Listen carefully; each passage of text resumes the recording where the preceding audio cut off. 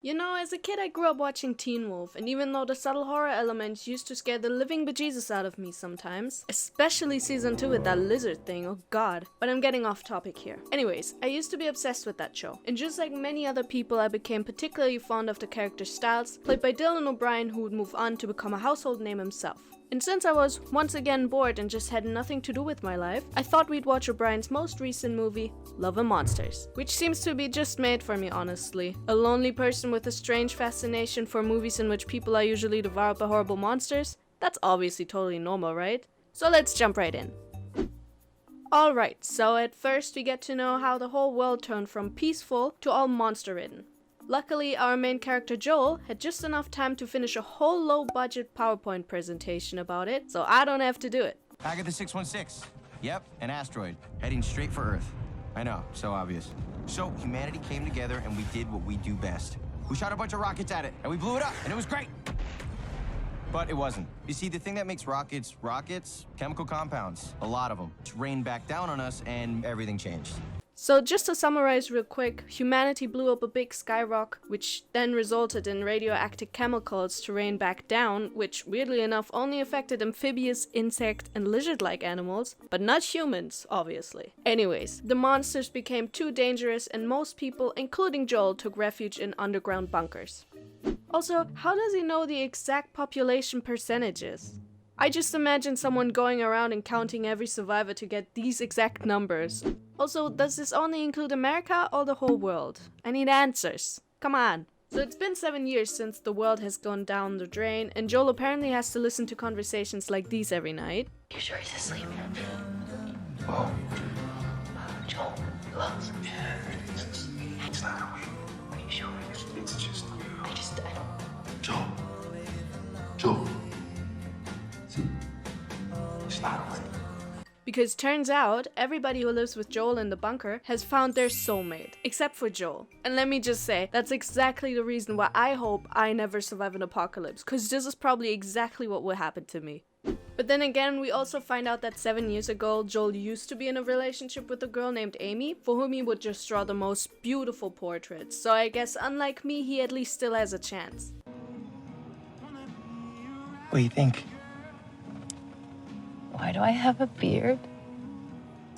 Honestly, this is still way better than what I'm able to draw, and I'm actually trying. And even though they were separated during the uprising of the monstrous creatures, Joel managed to locate Amy's colony after what I assume years of searching.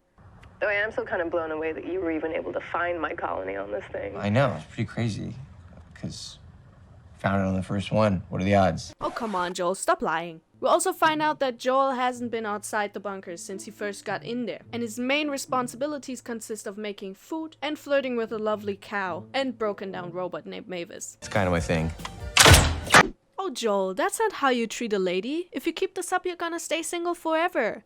Get it together, man. However, it turns out they actually had a breach in their bunker, and one of the monsters got inside.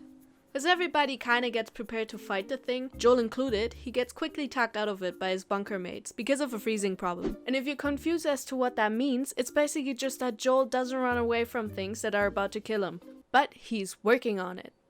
So they were able to take care of the breach, and because Joel must have really liked the adrenaline rush, he decides to set off on a quest to Amy's colony to reunite with her. And although everybody is 100% sure he will die and keeps telling him that constantly, he leaves. Easy. West. Nope, it's this way. West is this way.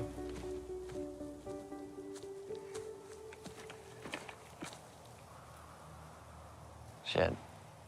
Honestly, same. I'm just glad I still know my way to the kitchen. But then again, how could I ever forget that? Moving on. While on his trip and managing to stay alive for the time being with the monster's colony buddies instilled on him, run and hide, he decides to hide in an abandoned house, because they are always safe, I guess. And to everybody's surprise, he comes face to face with this lovely frog thingy, and in good old Joel fashion, instead of running away, he just watches the monster while it slowly prepares to eat him. But luckily he gets saved by this dog, who afterwards just invites him over to his crib. You know, the really sad thing is that this dog owns a car while I still have to walk everywhere, or God forbid have to take the bus. Anyways, turns out this dog, whose name is Boy by the way, Get it? Because he's a boy. Has lost his owner, and just like Joel, has since been alone. All he has left from her is a red dress, which she is very protective over. And after spending the night together and having some deep conversations, I assume, they team up and continue the journey together. Which is good for Joel, honestly, because the dog ends up teaching him some basic survival skills, like if you see a monster, run away, don't just eat every berry you see, and just, you know, pay attention to your surroundings, because everything kinda wants to kill you. Now, the last one of these skills Joel has a hard time adapting to, because he's too busy preparing another low-budget PowerPoint presentation until he falls into a hole. Well, alright, it's more like a nest. And in there are these little wormy thingies that try to eat him, obviously. I don't know why I'm pointing that out. This is a monster movie after all. But however, two fellow survivors must have heard his screams and help him climb out of the hole with minimal injury.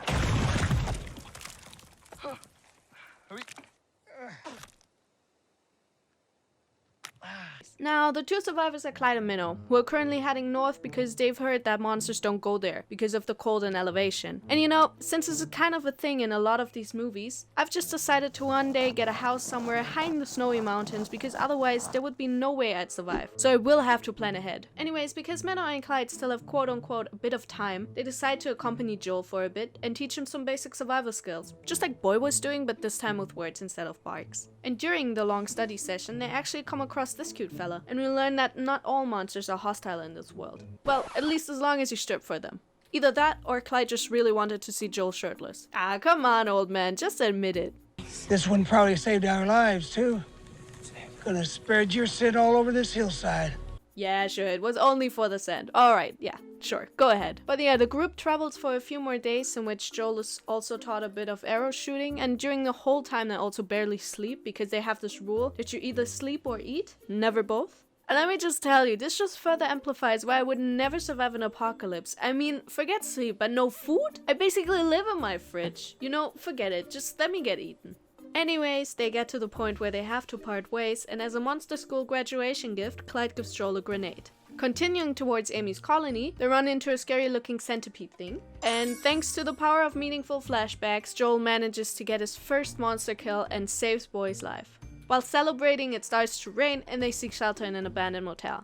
In this motel, they meet a working Mavis. And thanks to her, Joel is able to power his radio and check up on Amy, who promptly informs Joel that she and her colony have met other survivors with the yacht, who've promised to lead them to safer grounds. But because Mavis starts to run out of battery power, the conversation is interrupted. And Joel and Mavis start to have a little heart-to-heart while listening to some music and watching sky jellies, until Mavis shuts down for good. The next day, they continue on their journey when they run into yet another dangerous monster, and this time it's supposed to be particularly deadly, but they manage to escape it. Well, that is until Boy's favorite samurai gets blown into the water by an inconvenient breeze, and he runs after it. Luckily, Joel had that grenade, am I right?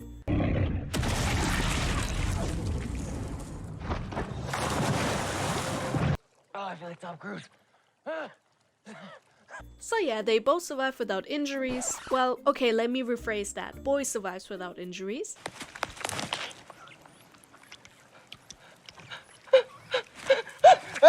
And naturally, Joel isn't too happy with his friend about everything and has a heated talk with him, which results in Boy running away.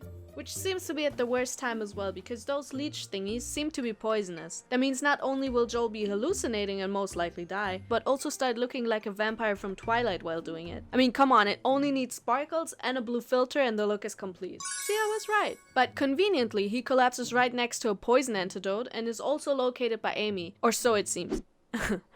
Okay, Joel, how about we dial it back a little? So Joel finally made it to the colony, and turns out Amy has been living with a group of elderlies this whole time, who all seem to depend on her. He also meets Cap, the guy Amy was telling him about a few days prior, and Joel just couldn't stop obsessing over ever since. That's not something I gotta worry about, you don't think, right? I mean, what are the odds that they're, like, awesome and similar to my age and potentially a threat to me romantically?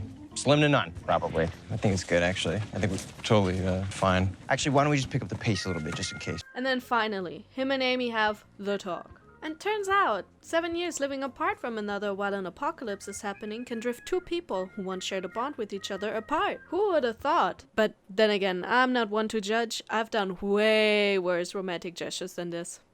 Oh hey Chelsea, you know, I saw you looking at me in science class earlier and ever since then I just can't shake the feeling that we're meant to be together. So I brought you these flowers and I also already planned our wedding. Also we should have 3 kids, I already have some names in mind. I also looked at your Instagram and figured out that pasta is your favorite food. So I brought you some. I hope I'm not being too forward here. Help me. So, since Joel is pretty sad about this, he checks in with his other colony and finds out that the bunker has been breached multiple times and they will soon have to leave their home. Also, Joel discovers that his bunker family left like little messages on the back of his map, but I just can't believe that this is really the first time he sees this. I mean, he must have looked at that map thousands of times, and we all know that once you unfold a map, you'll never be able to fold it back together how it was. I mean, come on, let's at least bring a little bit of realism in this monster movie. But fine, I'll move on. So Joel decides to go back to his colony so he could help them out. But he notices that Cap has been trying to poison him, but before he can warn anybody, he's knocked out by the crafty arm gun lady. The whole colony, Joel included, wakes up the next day, tied up on the beach, and Cap reveals that him and his crew are food stealers. The worst crime you can commit. I mean, forget murder, you're stealing food? You've crossed all the lines. So yeah, as he steals their supplies, he orders his giant pet crab, who's controlled through like an electrical chain of some sorts, to feed on the others. But what he didn't think about is that Amy over here is a badass who just breaks out of her ties and puts Captain America to shame. Just gonna find a way to free my hands. Stop these bastards! Taking our stuff! Oh.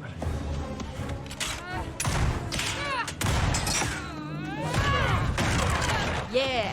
While Joel and Boy, yeah, you heard that right, Boy just suddenly appears out of nowhere and decides he's done being mad at Joel and helps him out with fighting the giant crab. But yeah, before killing it, Joel realizes that the crab isn't one of the evil monsters and sets it free.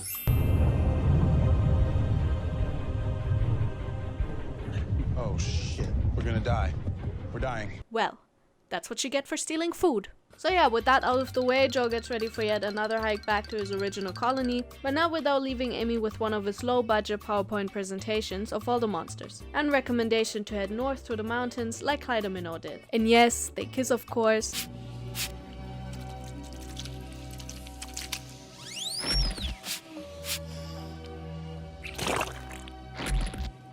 I mean, I guess otherwise the title just wouldn't have made any sense.